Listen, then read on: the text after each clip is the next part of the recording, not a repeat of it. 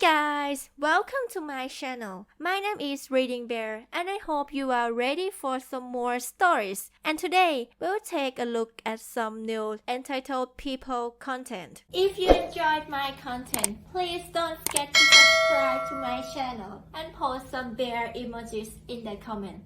And now, let's dive right into the stories. The first story is titled, "Insane Neighbor Destroyed My Car with a Chainsaw While Trespassing on My Property." I felt like it was only a matter of time before I had to post a story about my neighbor. He is the kind of guy that doesn't like being told no and doesn't like anyone else having their way except for him. The biggest problem though is that this mentally of his seems to extend to the property of our houses.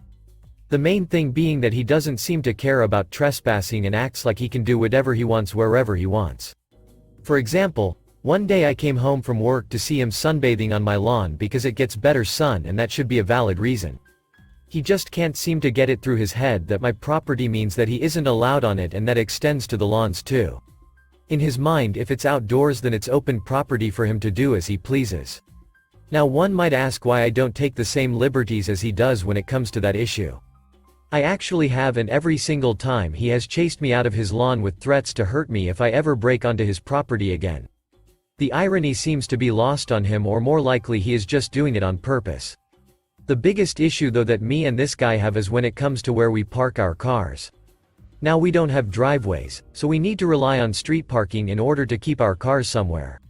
What most people in the neighborhood used to do was use traffic cones to hold their spots, but since it was too many people doing it, the city cracked down and put an end to it. Bottom line is that there is no technical property over spots, and it becomes a first-come first-served basis. Personally, I find myself lucky to get a spot on the same block as where I live, let alone right in front of my house. You might ask where this becomes a problem, and that his neighbor thinks the road in front of his house should be for his car and only his car. Honestly, I try to avoid parking there when I can because I don't always feel like getting screamed at by him since he knows it's my car. He has been told multiple times that just because it's in front of his house doesn't mean that nobody else can park on the street there. That's just one of the things living in this kind of neighborhood means that you need to deal with. However, I found the car situation to be an excellent way to get revenge about his trespassing. You might just ask why I didn't call the police on him, and honestly I didn't think the situation was bad enough to warrant it. He wasn't coming onto my property to do any damage, he just kept showing up on my lawn for random reasons like enjoying the sun better or just wandering around. So instead, I decided that I was going to try and teach him a thing or two about respecting property and the karma that comes with it. My job changed and I started working at home, which meant I was home all day and able to see when neighbor went somewhere in his car. Every time that he left I would go get my car from wherever it was parked and park it right in front of his house. Technically the spot was halfway between our two houses, but it wasn't anyone's property, so it didn't actually matter. Anyway, as you can imagine, neighbor was not happy about this and would constantly run up to confront me about what I was doing. "Neighbor, you are parked in my spot again." Me: "There are no spots, it's just street parking wherever you can find one." "You have been told this." Neighbor: "You have no respect for my property." Me: "I am not on your property. You however are on my property without my permission and also trespass regularly. If you want people to respect you then you should give them that same respect and stay off of my lawn." I go inside and thought that he was going to get the hint. What I didn't expect was for him to turn the crazy up to 11, and the next thing I knew I was hearing a chainsaw from the living room and walking outside. Neighbor was holding a chainsaw and cut right through my driver's side door. He broke the window, the seat, and even the gear shift. It was a crazy amount of damage, and he was just looking right at me and smiling the entire time. Others were outside and saw as well, but nobody was willing to go anywhere near neighbor in fear of him pointing the chainsaw at them. Someone eventually called the police though, and when they asked him to turn it off and put it down he did so quickly and was loaded into the police car. He didn't really have a choice but to plead guilty because of how many people saw him in the act and him having no excuse for doing what he did. He ended up getting a year in jail and having to pay me for the damages to my car.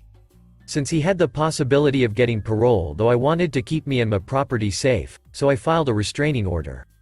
It was granted, and now when he gets out he isn't going to be living next to me anymore. To think that all I wanted was him to stay off of my lawn and instead he puts a chainsaw into my car, trying to destroy it. I think the most ironic part of it all is that until someone else moves into that house, most people still aren't parking in that spot, and I am able to get pretty consistently to park my car basically in front of my home.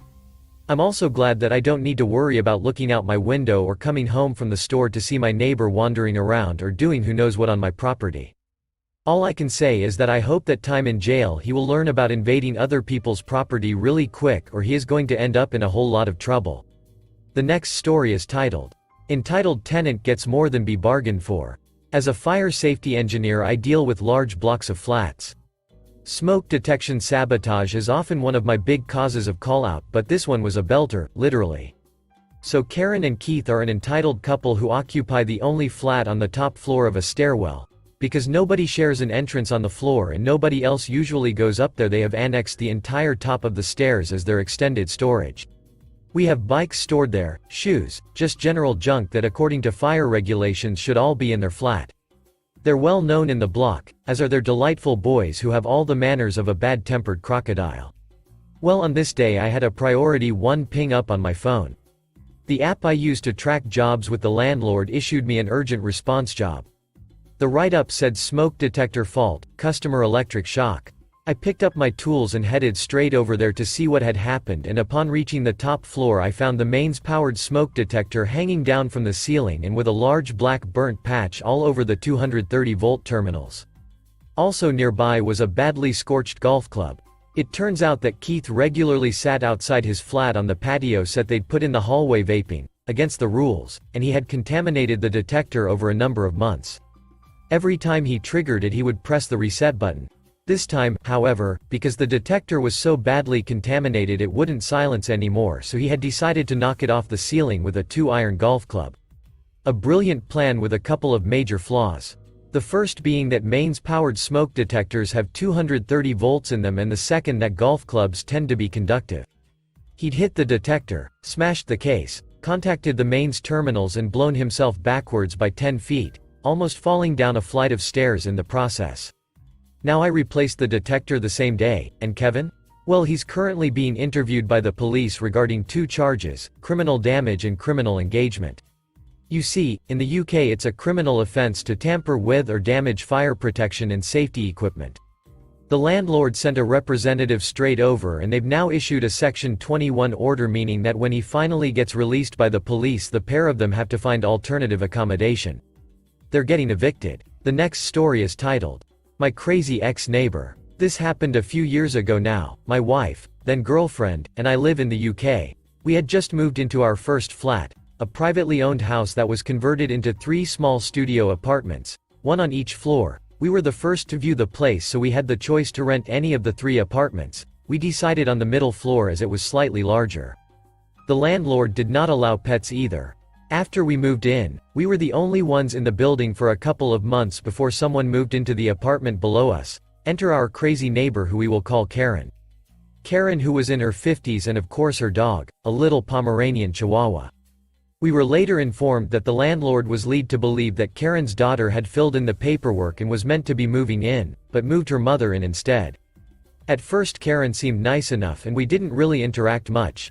Then one day as I was leaving for work, right outside our apartment door and on the carpeted landing, there was a present from her dog. I knocked at Karen's door and told her that she needed to come and pick up her dog's mess from in front of our door. She came up and asked me if I had something she could pick it up with. After being told no we didn't, she should have brought a poo bag, she went and got a kitchen tea towel to pick it up.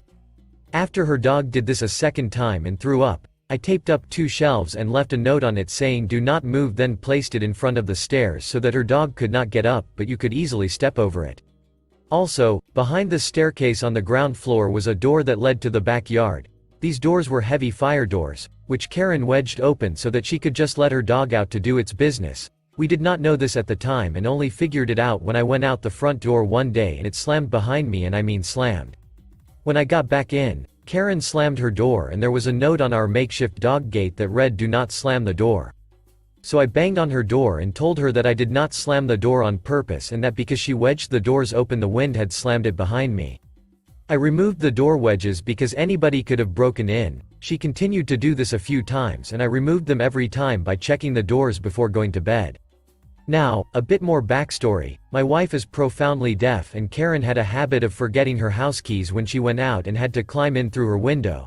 This happened often. So after being locked out a few times, my wife gave Karen her phone number so that if she did get locked out, then Karen could text my wife and my wife could let Karen back in. The worst of her entitlement/craziness happened the night she moved out. Karen eventually moved out and phoned my wife's phone the night she moved out around 7 p.m. and I answered. Karen asked if she had left her curtains under the stairs by the fire door as she couldn't find them. I went to check and there was nothing there. Karen thanked me for checking and hung up. Around half an hour later, my wife and I were eating our tea and Karen phoned back. We decided to let it ring as we were eating. After it rang, there was a voicemail left, so I listened to it. Karen was angry in tone, arguing that I had stolen her curtains and other items that she had left under the stairs, which we didn't. She claimed that she knew people who weren't afraid to get down to the nitty-gritty stuff and that a deaf person won't be able to hear someone sneaking up on her. When telling my wife what happened, my wife became panicked and upset, so I convinced her to sleep the night at my mother's and that I will speak to the landlord, who gave me permission to go into her now vacant apartment to check that she hadn't left her curtains in the apartment. The whole time I had the landlord on the phone to show that I wasn't making things up. After finding her apartment was completely empty, I waited to see if Karen came back the next day. I heard the door open downstairs and I quickly made my way downstairs to find Karen stood there. I demanded to know who she thought she was to threaten my partner and accuse us of stealing her stuff, to which she quickly apologized and admitted to finding the stuff she accused us of stealing in one of the bin/trash bags that she used to move her things in. She hadn't even opened all her bags before jumping to accusing us. I, in less kind words, asked her to please delete my wife's phone number and never contact us again. Thankfully, that was the last we ever heard of her, except for one missed call and voicemail, which I think was a pocket dial. The last story is titled, "My landlord is very possessive over the temperature controls and he doesn't even live here." Edit. As much as I would love to bury that box outside in the snow, I am irresponsible for any damages to it. It's not a cheap thing either, so it's staying in my storage room where it's the coolest place to be. So some info, I live in a very cold part of America. It gets down to -20 and there are heating laws to keep from landlords denying heat to tenants. Such as by a certain month the landlords must keep the apartments at this legal temperature to keep from people freezing, or they will face penalties through the court system.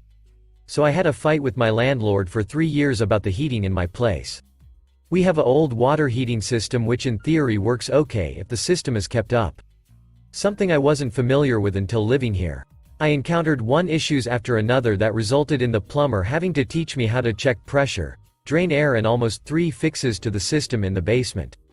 The landlord even accidentally let it slip that a leaking pip that was causing mold issues was the heating pip, meaning very little pressure for the system. My apartment is the last on the line, so it heats up last and cools down first.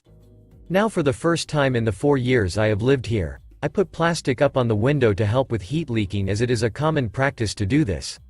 The tape is gentle but the seal is amazing, and it's been doing wondering in helping me keep what little heat I get in. My issues started up again with heat after the landlord put in a new thermostat system. Basically it's a Wi-Fi one with little boxes in each place. The little boxes check the temperature of each place they are in, and they are extremely sensitive. He can check and control the system through an app on his phone, but he will not allow any of the tenants access to it except the only apartment that has the controls for the entire building in it. I am sure if there was a way to keep them from seeing it, he would do that too, and thus a war started between that tenant trying to turn up the heat and the landlord turning it down through his app. This war is due to the landlord refusing to turn up the heat when the tenants tell him they are cold. Now onto my issue. When I received the little box to check my apartment's temperature, I rested it on top of a picture frame in my hallway between my living room and kitchen, thinking it would accurate read my place's temperature. This turned out to be a bad idea, as one night when I am cooking, I get a text from my landlord asking why my place is 24 instead of 21 like the rest of the building. He also asked if I had a heater running in my place. This was due to me asking a few months back what his rules were around heaters due to his insane rules for AC unit, but that's another post in itself. His ruling on heaters, they were banned from the building. Anyways, I had to send a picture of where the box was and detail explain why it was so warm due to me cooking. The box was then moved into my storage room where the temperature rarely fluctuates. My second issue happened after leaving my storage room open to let wet clothes air out since I set up a rack to let some delicates air dry. I guess the temperature fluctuated and went up because I get a nice Christmas greeting before being directly asked if I was in the possession of a heater. Not even to ask if something was up in my place or anything. I told him no again and didn't know why my apartment was now 4 degrees warmer than the rest. Which I believe resulted in him turning off the heat since it's getting colder now. This message also comes after paying my rent a bit early for holiday's sake. Such a real nice guy. Thanks for listening.